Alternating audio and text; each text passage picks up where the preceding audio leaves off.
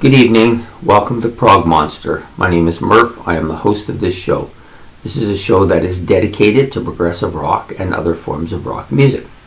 So we're back here again with my series, which is my favorite albums of 1975. So this is day 7, album number 7, February the 7th, the triple sevens. So if yesterday was the Devil's Day, today is the Lucky Rolls. So anyways, coming in at 7th is David Bowie's Young Americans. Yes, this is an album I've long liked.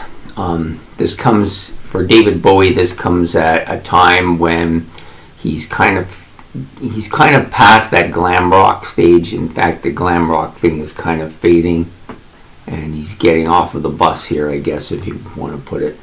He did have a couple of tracks on Diamond Dogs that were kind of leading into where he goes with this album. So this album is what they call the blue-eyed soul music. So basically, he wanted to get more into the soul field and the rhythm and blues and the blues music. And so he produced this album. Well, he didn't actually produce it, but he had lots of help going in that direction. So this album was released March 7th, 1975.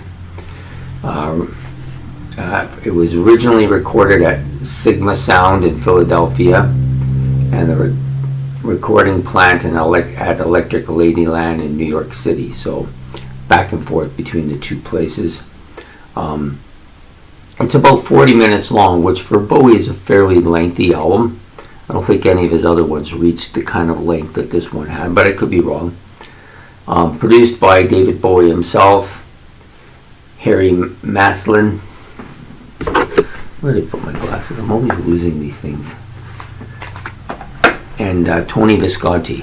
I think it's Harry Maslin. Just let me think. Yeah, Harry Maslin, Tony Visconti. So this is his 9th studio album. So he's been around, this is 1975, so he'd been around a fair bit, done quite a bit of stuff by the time he got to this.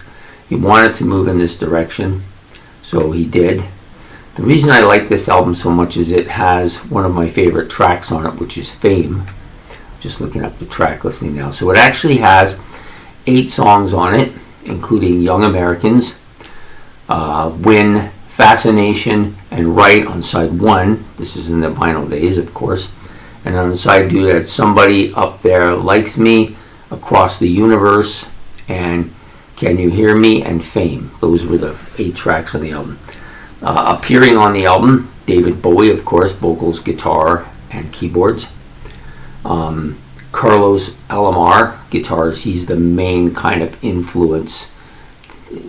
Bowie leaned on him heavily for the American, the African, the soul and rhythm and blues influences on the album. Mike Garson. I know I did this wrong, so need my things again. Problem is I don't see too well. Yeah, Mike Garson. I was right the first time. Piano. David Sanborn on saxophone. There's a lot of sax on this album, by the way. Willie Weeks on bass guitar. Andy Newmark on drums, and Earl Slick, of course, on guitars as well. And there's a lot of guest musicians on this, like a lot of them, like Larry Washington, Ava Cherry, Robin Clark, Luther Vandross, all these people doing backing vocals for the most part. Larry Washington doing congos. Anthony Hinton backing vocals as well. Diane Sumter, backing vocals as well. Pablo Rosatio, I never get this name right, percussion. John Lennon, of course, is doing vocals, guitars, and backing vocals on this album as well. Emer Kissan, bass guitar. Dennis Davis, drums. Ralph McDonald, percussion. John Feinberg, backing vocals, and Gene Millington, also backing vocals. So a fairly lengthy list of musicians on this album. So the main musicians are the ones I said first. So anyways, they do have, I'm just going to move up here if I can. So from the songs, Young Americans and Fame are on his greatest hits.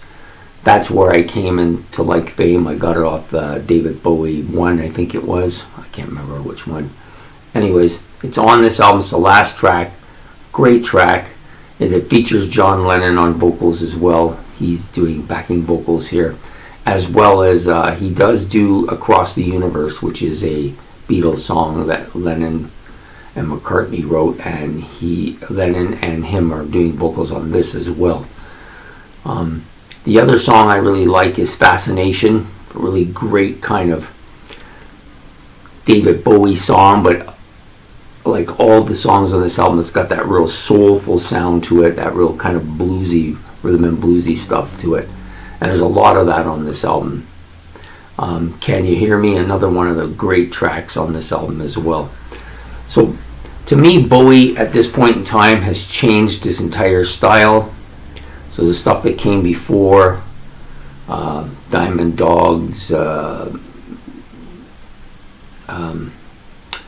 Ziggy Stardust and the Spiders from Mars and all that stuff is very glamour-ish, where this stuff is a lot more rhythm and blues. And Bowie himself has actually said that he didn't really care much for this album. It didn't really come out the way he wanted. And that's just a typical musician. They always want something better and never quite satisfied with their material, which is why they become so great. It's because they always want to strive for more, right? Anyways, this is a fantastic album. It's one that I've looked forward to buy. Haven't been able to see it. I've seen a few of the other ones, but I ended up getting a couple recently, but not this particular one. But still a great album.